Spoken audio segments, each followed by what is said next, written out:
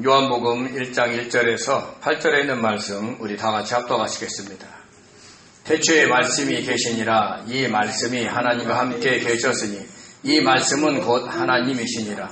그가 태초에 하나님과 함께 계셨고 만물이 그로 말미암아 지은 바 되었으니 지은 것이 하나도 그가 없이는 된 것이 없느니라.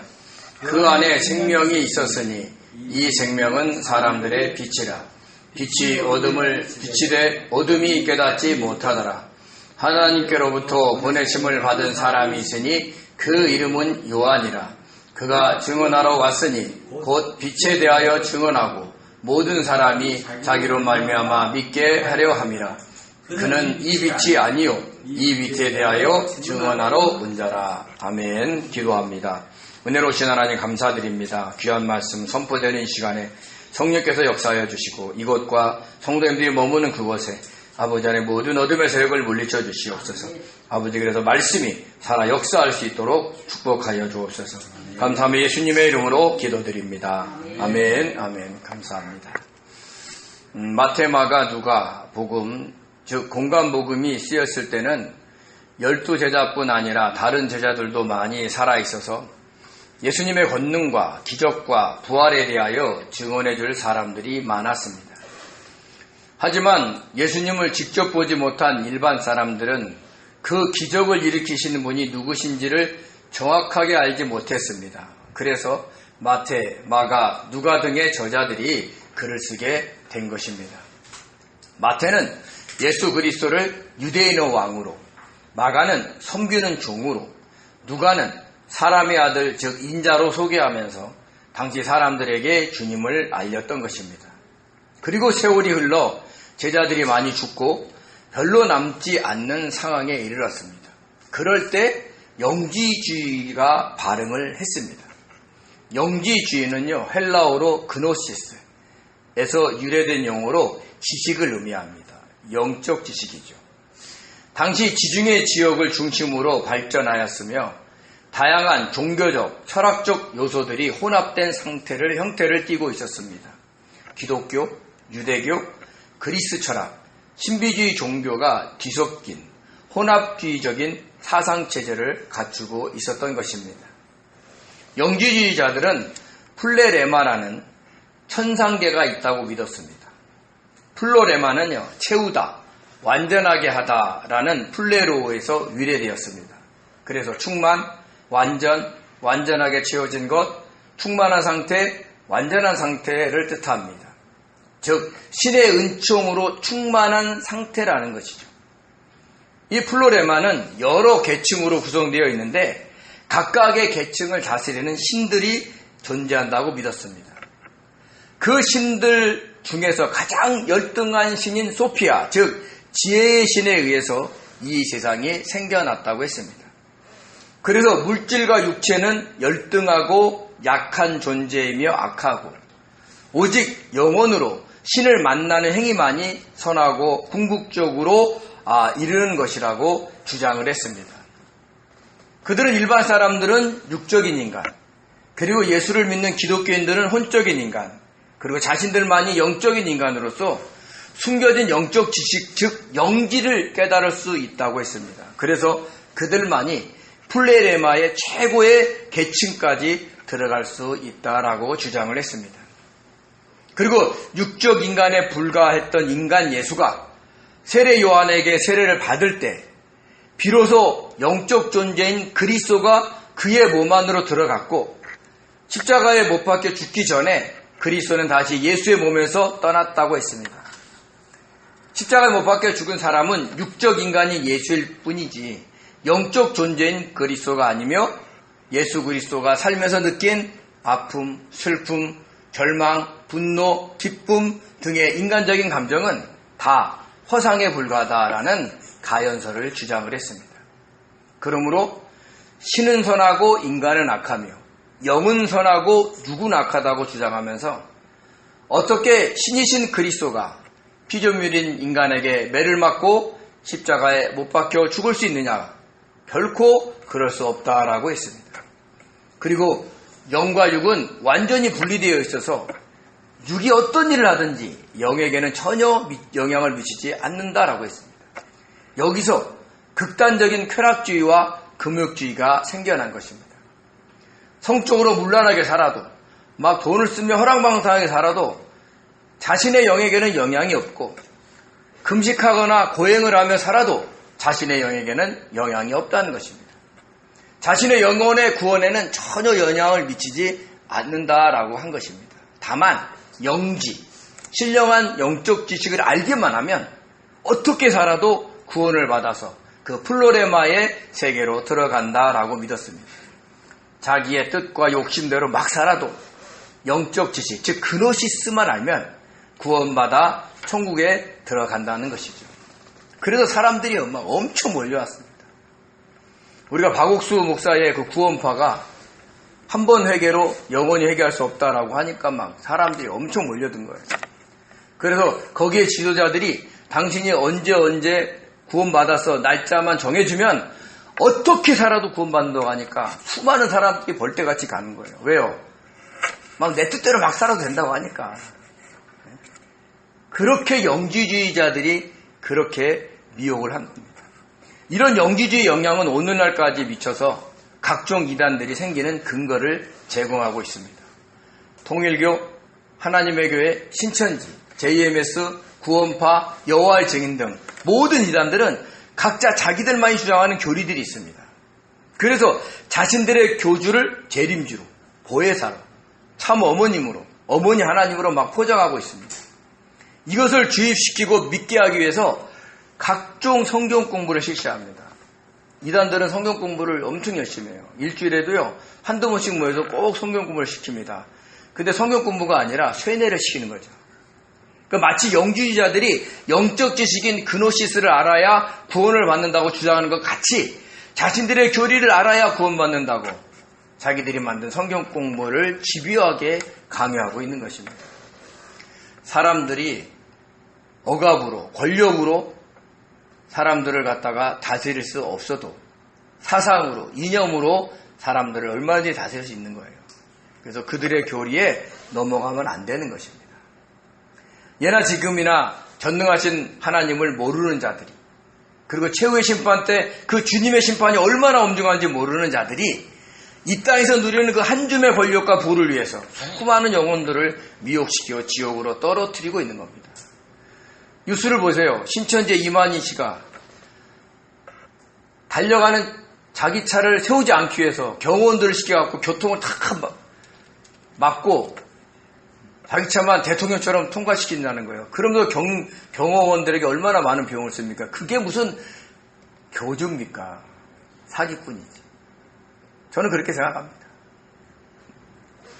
그런데도 거기에 현혹되어 있는 걸 보면 진짜 영적 세계에서의 그 사탄의 능력이 대단하다, 이런 생각이 드는 것입니다. 문명의 발달과 동시에 정신적으로 피폐해가는 오늘날에는 더더욱 이런 이단의 미혹에 조심해야 합니다.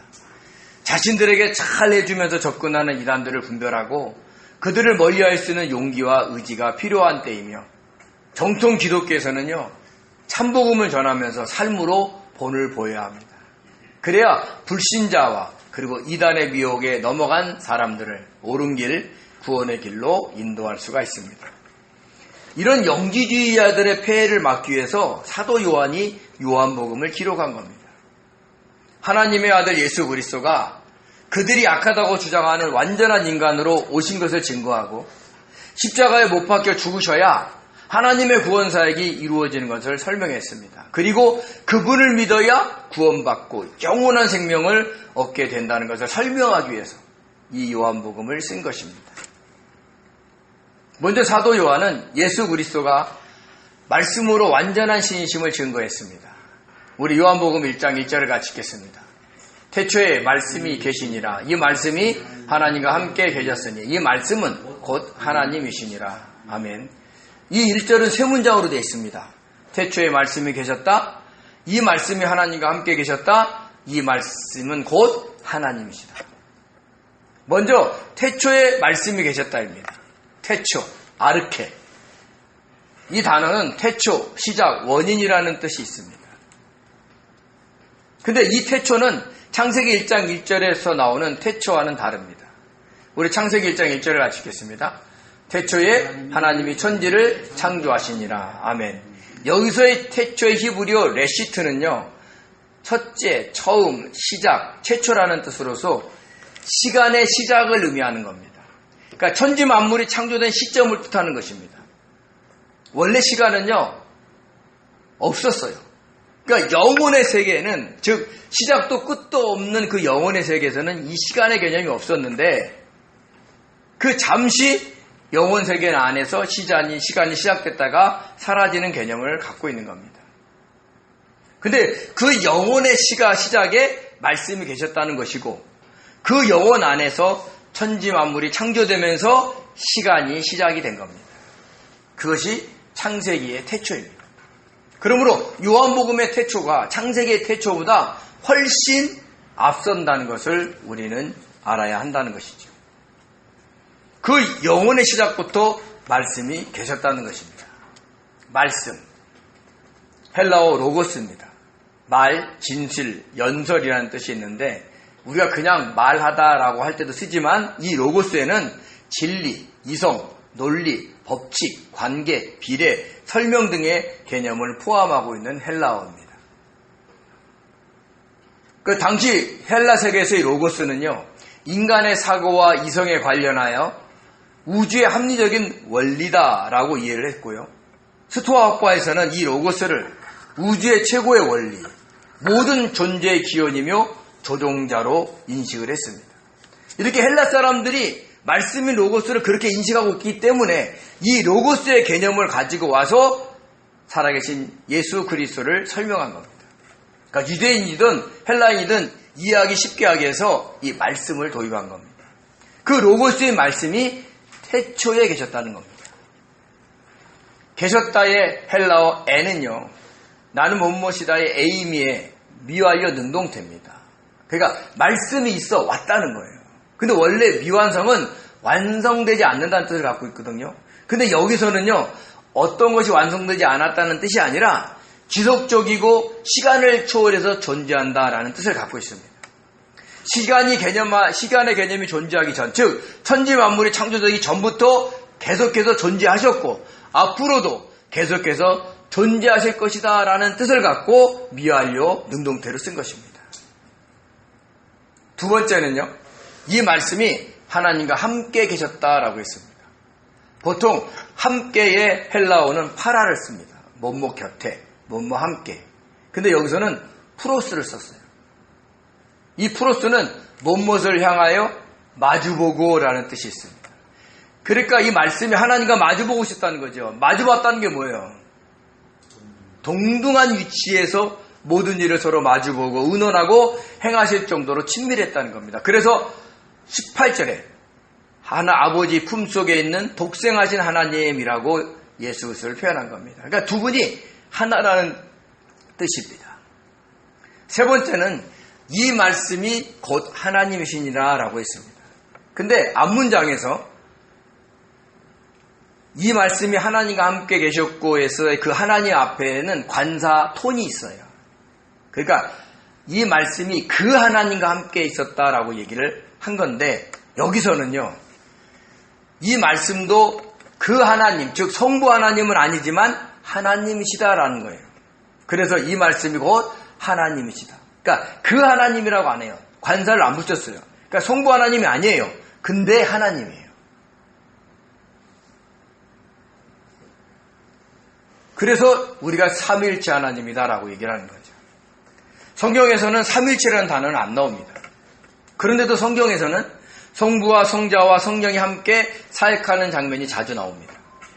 일례로 창조 때에도 하나님의 영인 성령께서 수면 위에 운행하셨고 성부 하나님이 말씀이신 성자 예수님을 통해서 빛이 있으라 말씀하심으로 창조하신 겁니다. 오늘 요한복음 1장 1절에서 말씀, 로고스인 예수 그리스도가 그 하나님인 성부 하나님은 아니지만 하나님이라고 하면서 삼위일체 하나님으로 표현한 것입니다. 많은 학자들이 이 삼위일체 하나님을 설명하기 위해서 무척 애를 썼습니다. 가령 제가 교회에서는 목사이고 아내에게는 남편이고 자녀에게는 아버지인 것처럼 이렇게 한 사람이 세 가지를 행한다라고 설명하기도 했습니다. 그런데 이것은 양태론입니다. 양태론은요, 성부 하나님이 시간과 상황에 따라 성부, 성자, 성령으로 나타난다는 그런 이론인 거예요. 그러나 이 이론은 세 분이 하나다. 그거를 설명 못해요. 그리고 서로 다른 위격을 가지고 있는 것도 완전하게 설명을 못합니다. 그래서 이런 식의 설명은 조심해야 되는 거예요. 하나님을 오해할 수 있는 거죠. 또 어떤 사람은요, 삼각형의 꼭대기에 성부와 성자와 성령을 두고 설명합니다. 삼각형이 하나잖아요. 그리고 각 꼭지점의 위치가 다른 것처럼 하나인데 하시는 일이 다르다라고 표현을 하기로 한 겁니다. 또 어떤 분은 횃불로 설명을 합니다. 하나의 횃불을 다른 막대기에 옮기면 같은 크기의 횃불이 생기고 또 다른 막대기로 옮기면 또 똑같은 크기의 횃불이 생기는 것처럼 이렇게 옮길 수 있다는 거예요. 그리고 나중에 이 막대기를 모아서 하나의 막대기로 하면 그때 또 횃불도 같은 크기로 커진다는 얘기를 하고 있는 거예요. 이런 식의 설명도 삼일째 하나님을 제대로 설명하기에는 부족합니다. 그러니까 삼일째 하나님을 인간이 이해한다는 게 어렵습니다. 그래서 우리는 그 말 자체로 몸은 하나인데 서로 다른 위격, 즉 하시는 일이 다르다라고 그냥 받아들인 것이 가장 좋습니다. 우리가 그 영적 세계를 알지 못하는데 우리가 갖고 있는 지식으로 어떻게 그것을 자세히 설명을 하겠습니까?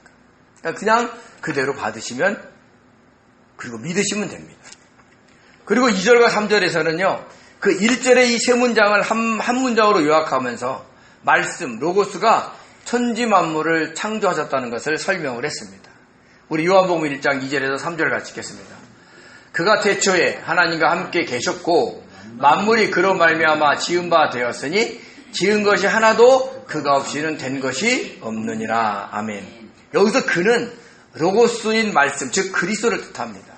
그 그리스도가 하나님과 함께 계셨고 하나님이 천지 만물을 창조하실 때 함께 마주보며 의논하면서 창조하셨다는 겁니다. 그래서 하나님의 빛이 있으라 말씀하시면서 말씀이신 그리스도를 통해 모든 만물을 창조하신 겁니다.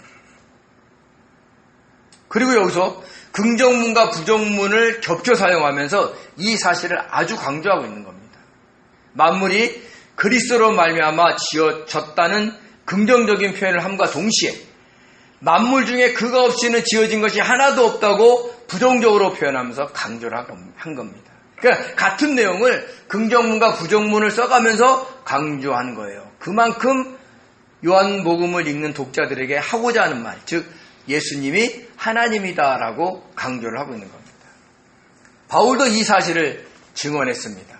우리 고린도전서 8장 6절을 같이 읽겠습니다. 그러나 우리에게는 한 하나님 곧 아버지가 계시니 만물이 그에게서 났고 우리도 그를 위하여 있고 또한 한 주 예수 그리스도께서 계시니 만물이 그로 말미암고 우리도 그로 말미암아 있느니라. 아멘.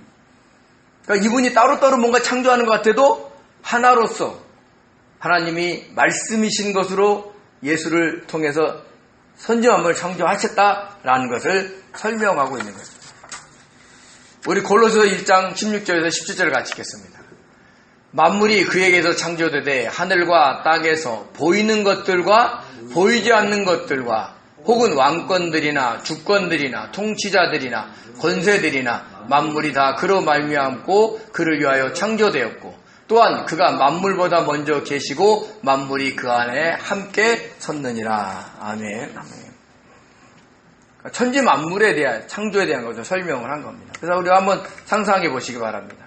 하나님이 계획하신 후에 말씀이신 그리스도와 의논하시고 말씀하시면 성령께서 권능으로 역사하셔서 빛이 있게 하셨고 궁창인 하늘과 땅과 바다와 온갖 동식물과 사람을 창조하신 겁니다. 그러니까 삼위일체 하나님이 함께 천지 만물을 창조하신 거죠. 여기에 덧붙여서 골로새서에서는요, 보이지 않는 영적 세계까지 창조하셨다고 했어요. 즉 천사장들과 천사들까지 창조하신 거죠. 안타깝게도 그 중에 루시퍼라는 사탄이 하나님을 대적하는 바람에 어두운 세력이 생겨난 것입니다. 그리고 말씀이신 그리스도 안에 생명이 있다라는 놀라운 진리를 선포합니다. 우리 요한복음 1장 4절을 같이 읽겠습니다. 그 안에 생명이 있었으니 이 생명은 사람들의 빛이라. 아멘. 그리스도 안에 모든 생명체의 근원인 생명이 있다는 것입니다. 그리고 그 생명이 사람들의 빛이라라고 했어요. 여기서 사람들에 의해 소유격이 목적격적인 소유격이에요. 그러니까 사람들을 위한 빛이라고 한 것입니다. 모든 생명체 중에서 특별히 사람들에게 영원한 생명을 주기 위한 빛으로 오셨다라는 뜻입니다. 그렇게 사람들에게 생명을 주기 위해서 빛으로 오신 분이 그리스도인 것이고, 그분이 동정녀 마리아를 통해 여자의 후손으로 이 땅에 오신 것이고, 그것이 창세기 3장 15절의 예언이 성취된 겁니다. 근데 문제가 생겼습니다. 어둠에 있는 사람들이 이 빛을 깨닫지 못한 거죠. 우리 5절에 있는 말씀을 같이 읽겠습니다. 빛이 어둠에 빛이 돼 어둠이 깨닫지 못하더라. 아멘. 여기서 빛은 그리스도입니다. 어둠은 영적 어둠 속에 쌓여있는 사람들을 의미합니다.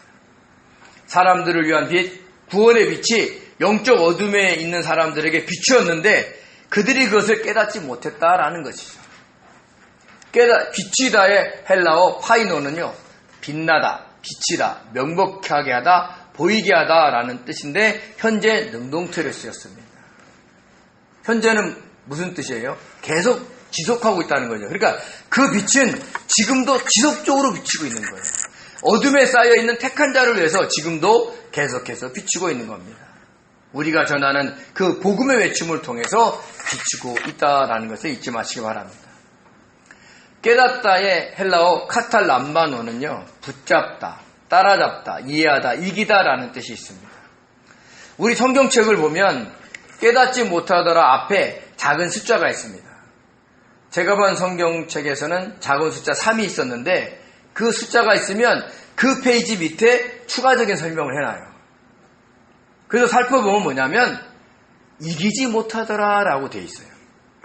그러니까 영적으로 어두운 세상에 살고 있는 사람이 그 빛을 이해하지 못할 뿐 아니라 이기지도 못한다는 거죠. 우주는요, 암흑물질로 되어 있다고 합니다. 그래서 밤하늘을 보면 온통 어둡습니다. 여러분, 태양이 얼마나 밝습니까? 근데도 우주가 어두워요. 실제로 우주선을 타고 가는 모습들을 보면 어둠을 지나가는 거예요. 그 중간중간에 별들이 빛을 발하고 있는 것이죠. 그래서 핵융합을 통한 태양과 같은 행성이 빛을 발하면 그 임금만 밝은 거예요. 또 칠흑 같은 밤에 촛불을 비친다든지 후레쉬를 비치면 어떤 곳인지 그 부분은 밝게 보입니다. 즉 어둠은 빛을 이기지 못합니다. 이와 같이 빛으로 오신 주님을 세상 사람들이 이해하지 못하면서도 주님이 전하는 구원의 빛을 또 이기지도 못하는 것이에요. 이 세상의 논리로 거부하거나 반박해보지만 그 구원의 빛이 실제이기 때문에 이기지 못하는 거죠. 그래서 창세전에 택하신 백성들이 그 빛을 받아들이고 구원을 받게 되는 것입니다. 저와 여러분이 그런 거죠. 근데 이 빛에 대해서 이것을 자세하게 증언하기 위해서 한 사람을 보냈다라고 했습니다. 우리 요한복음 1장 6절에서 8절을 같이 읽겠습니다. 하나님께로부터 보내심을 받은 사람이 있으니 그의 이름은 요한이라. 그가 증언하러 왔으니 곧 빛에 대하여 증언하고 모든 사람이 자기로 말미암아 믿게 하려 함이라. 그는 이 빛이 아니요 이 빛에 대하여 증언하러 온 자라. 아멘. 아멘. 세례 요한을 언급한 겁니다. 그가 하나님께로부터 보내심을 받았다라고 했습니다. 보내다의 헬라어 아포스텔로는요, 사람을 보내다, 물건을 발송하다라는 뜻이 있습니다. 이 단어에서 사도, 보내심을 받은 자, 아포스톨로스가 파생된 겁니다. 즉 세례 요한은 하나님의 사도인 겁니다. 이렇게 자신이 쓰는 요한복음에 세례 요한의 사역을 자세하게 다루어야 했기 때문에 그랬는지는 몰라도 사도 요한은 요한복음 안에 자신의 이름을 직접 언급하지 않습니다. 그 대신 주님의 품에 안긴 자로 또 주님이 사랑하시는 제자다라고 자신을 간접적으로 표현을 했습니다. 아마 독자들이 헷갈리게 세례 요한과 사도 요한을 헷갈리지 않게 하기 위한 배려가 아닌가 생각이 됩니다. 그리고 세례 요한이 하나님의 사도로서 어떤 목적을 가지고 어떤 임무를 수행했는지를 설명했습니다. 그의 임무가 뭐냐? 사람들을 위해 빛으로 오신 말씀, 예수 그리스도에 대하여 증언하는 것입니다. 먼저 그는 회개하라 천국이 가까웠느니라고 외치면서 요단강에서 세례를 베풀었습니다. 우리 마태복음 3장 1절에서 2절, 6절을 같이 한번 읽겠습니다. 그때 세례 요한이 이르러 유대 광야에서 전파하여 말하되 회개하라 천국이 가까이 왔느니라 하였으니 자기들의 죄를 자복하고 요단강에서 그에게 세례를 받더니 아멘. 사람의 빛으로 비치신 그리스도가 오심으로 이루어질 천국에 대해서 선포한 겁니다. 이 선포만으로도 빛이 비춰졌고 사람들이 자신의 죄를 깨닫고 자복하면서 세례를 받았던 겁니다. 이것을 마태는 이사야에서 예언한 광야에 외치는 자의 소리다라고 증언을 했습니다. 우리 마태복음 3장 3절을 같이 읽겠습니다. 그는 선지자 이사야를 통하여 말씀하신 자라 일렀으되 광야에 외치는 자의 소리가 있어 이르되 너희는 주의 길을 준비하라 그가 오실 길을 곧게 하라 하였느니라. 아멘. 그러던 중에 사람들을 구원하기 위한 빛이신 예수 그리스도께서 세례 요한에게 세례를 받기 위해서 오셨습니다. 그런데 놀랍게도 세례 요한이 그분을 바로 알아봤다는 거죠. 사실 세례 요한과 그리고 예수님의 그 어머니들은 친분이 있었어요. 그렇지만 성경 어디에서도 세례 요한과 예수님이 친분 있게 살았다라는 구절은 없어요. 오히려 세례 요한은 광야에서 SNF로 거기서 살았기 때문에 예수님을 만날 시간이 없었을 겁니다. 그런데도 바로 알아본 겁니다. 그래서 마태복음 3장 13절 14절에서 이렇게 얘기를 합니다. 같이 한번 읽어볼까요? 이때 예수께서 갈릴리로부터 요단강에 이르러 요한에게 세례를 받으려 하시니 요한이 말려 이르되 내가 당신에게서 세례를 받아야 할 터인데 당신이 내게로 오시나이까. 주님을 알아본 거예요. 빛으로 오신 주님을 안 거죠. 나사렛에서 목수로 살았기 때문에 그 옷이 화려하지 않았을 거예요. 오히려 남루했을 겁니다. 근데 어떻게 알았을까요? 그것은 영적으로 성령께서 임하신 것을 보았기 때문입니다. 우리 요한복음 1장 32절에서 34절 같이 읽겠습니다. 요한이 또 증언하여 이르되 내가 봄에 성령이 비둘기같이 하늘로부터 내려와서 그 위에 머물렀더라. 나도 그를 알지 못하였으나 나를 보내어 물로 세례를 베풀라 하신 그이가 나에게 말씀하시되 성령이 내려서 누구 위에든지 머무는 것을 보거든 그가 곧 성령으로 세례를 베푸는 이인 줄 알라 하셨기에 내가 보고 그가 하나님의 아들이심을 증언하였노라 하니라. 아멘. 아멘. 이 말씀에서 알 수 있듯이 세례 요한이 요단강에서 세례를 베푼 것은 하나님의 명령이었습니다. 그러니까 하나님의 사도로서 하나님의 명령에 순종한 겁니다. 그리고 주님이 자신에게 세례를 받으려고 오셨을 때 그는 영적으로 성령의 비둘기같이 내려와 그 위에 머무는 것을 본 것입니다. 그때 자신에게 세례를 베풀라고 명령하신 분의 말씀이 생각이 난 것이죠. 그러니까 똑같이 육적으로 요단강에서 막 세례를 베풀지만 영적으로 깨어있는 자라면 그 영적 세계를 본 것이죠. 그래서 그분이 누구든지 성령이 내려와 머무는 것을 보거든 그가 성령으로 세례를 베푸신 줄 알라. 그가 하나님의 아들이다라고 말씀해 주신 겁니다. 그래서 세례 요한이 바로 알아보고 예수 그리스도를 하나님의 아들이다라고 증언을 한 것입니다. 여러분, 물로 세례를 베푸는 것과 성령으로 세례를 베푸는 것은 어떤 차이가 있을까요? 세례는 침례의 한 형식입니다. 그러니까 침례는 회개하고 제사함을 받으려는 사람들을 물에 잠갔다가 온전히 잠겼다가 다시 들어오는 예식입니다. 죄인인 옛사람은 죽고 의롭다 칭하심을 받은 새 사람으로 거듭났다고 표식을 한 겁니다. 그런데 이 물세례를 베푸는 데는 한계가 있습니다. 하나님의 선민인 이스라엘 백성들만 세례를 받으라 그랬으면 그들을 요단강으로 나오라 그래서 몇 달이 걸려든 몇 년이 걸리든 세례를 베풀 수 있지만 앞으로 예수 그리스도를 구주로 영접하는 그 전 세계 모든 사람들에게 그렇게 물로 세례를 베풀 수는 없는 것입니다. 그래서 주님이 성령으로 세례를 베푸신다라고 한 겁니다. 물론 주님도 요단강에서 물로 세례를 베풀었습니다. 그렇지만 주님을 영접하는 전 세계 수많은 사람들에게 세례를 베푼다는 것은 어려운 일입니다. 그래서 성령으로 세례를 베푸는 거죠. 눈에 보이지 않지만 전 세계 어디서나 주님을 영접하는 자에게 성령으로 세례를 베푸신다라는 것을 강조하기 위해서 그분은 성령으로 세례를 베푼다라고 이야기를 한 것입니다. 성령은요, 삼위일체 하나님으로서 무소부지하신 분입니다. 전 세계, 아니 온 우주에 안 계신 곳이 없습니다. 그래서 전 세계 어디서나 주님을 구주로 영접하는 사람이 있으면 바로 성령으로 세례를 베풀어 주시는 것입니다. 물로 세례를 받기 전이라도 성령 세례를 받을 수 있다는 것을 아셔야 됩니다. 그래서 막 물세례를 받기 전에 초신자들이 막 성령에 감동돼서 자신이 죄인임을 깨닫고 막 펑펑 울고 깨닫기도 하는 거죠. 그래서 아시기 바랍니다. 물세례를 받았다고 해서 구원받는 게 아니에요. 성령 세례를 받아야 돼요.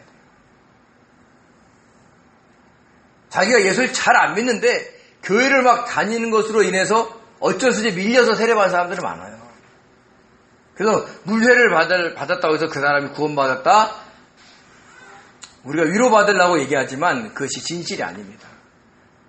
예수님이 베푸시는 성령으로 세례를 받아야 된다는 것을 분명히 아시기 바랍니다. 자, 그러면서 그 세례 요한에 대해서 그가 누구인지 아주 명백하게 분명하게 말합니다. 그가 사람들을 위한 빛이 아니고 그 빛을 증언하기 위해서 하나님의 보내심을 받은 사도다라고 이야기를 하는 거죠. 근데 이것을 왜 분명하게 밝혔을까요? 그 이유가 있었어요. 왜냐하면 당시 사람들은 세례 요한을 너무 추앙해서 세례 요한의 제자로 남고 살아가는 사람들이 있었기 때문입니다. 우리 사도행전 19장 1절에 3절을 같이 읽겠습니다. 아볼로가 고린도에 있을 때에 바울이 윗지방으로 다녀 에베소에 와서 어떤 제자들을 만나 이르되 너희가 믿을 때에 성령을 받았느냐? 이르되 아니라 우리는 성령의 계심도 듣지 못하였노라. 바울이 이르되 그러면 너희가 무슨 세례를 받았느냐? 대답하되 요한의 세례니라. 그러니까 물세례만 받았다고 이야기를 하는 것입니다. 예수 그리스도를 믿는다고 하면서 성령에 대해서 모르고 있었던 겁니다.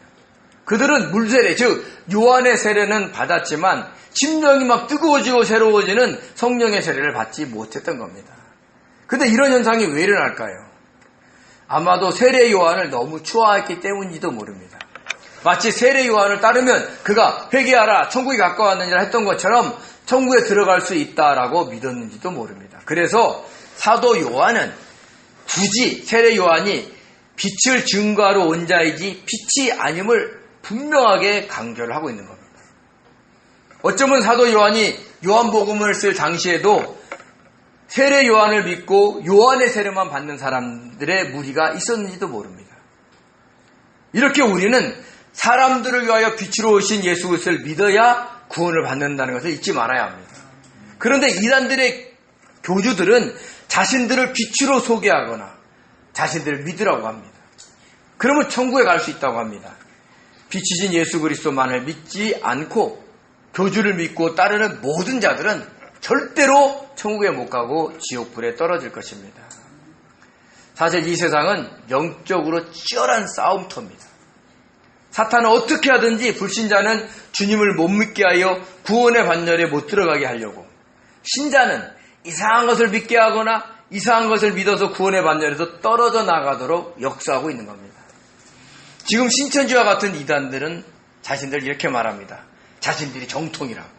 그래서 자신들이 교세가 날마다 확장되고 있다고 주장을 합니다. 근데 아셔야 될 것이 있어요. 멸망으로 가는 그 길에 엄청난 사람들이 몰릴 수 있다라는 것을 말입니다. 우리 마태복음 7장 13절 14절 같이 읽겠습니다. 좁은 문으로 들어가라. 멸망으로 인도하는 문은 크고 그 길이 넓어 그리로 들어가는 자가 많고 생명으로 인도하는 문은 좁고 길이 협착하여 찾는 자가 적음이라. 아멘. 이단들은 자신들만이 구원을 받는다고 속이고 있습니다. 사도 요한의 경고처럼 아무리 신령해 보여도 그는 말씀, 로고스, 생명, 빛이 아닙니다. 사람은 사람입니다. 그가 빛으로 오신 그리스도만을 증거하지 않는다면 멸망으로 인도하는 어둠의 사자이므로 그 굴레에서 가감하게 벗어나고 떠나야 하는 겁니다. 거기에 있으면 자신에게 어떤 유익이 올 수 있고, 그래서 질병이 치료되거나 어떤 큰 돈을 벌게 되거나 그럴 수 있어요. 근데 그것을 다 포기하고 떠나야 하는 것입니다. 세례 요한이 사람들의 빛이 아닌 것처럼 교주들도 빛이 아닙니다. 우리는 오직 말씀, 생명, 빛으로 오신 하나님, 그 예수 그리스도를 믿음으로 천국에 들어가는 복된 성도님들이 되셔야 됩니다. 그런 축복과 은혜가 있기를 예수님의 이름으로 축원드립니다. 기도하겠습니다. 은혜로우신 하나님, 고맙고 감사드립니다. 저희들에게 생명의 빛으로 오신 주님을 찬양합니다. 저희들을 구원하신 주님을 찬양합니다. 아버지, 이 땅에 어떤 인간도 의지하지 않게 하시고 오직 주님만을 바라보고 믿고 순종함에 따라가는 복된 자들이 될 수 있도록 축복하여 주옵소서. 감사하며 예수님의 이름으로 기도드립니다. 아멘. 아멘.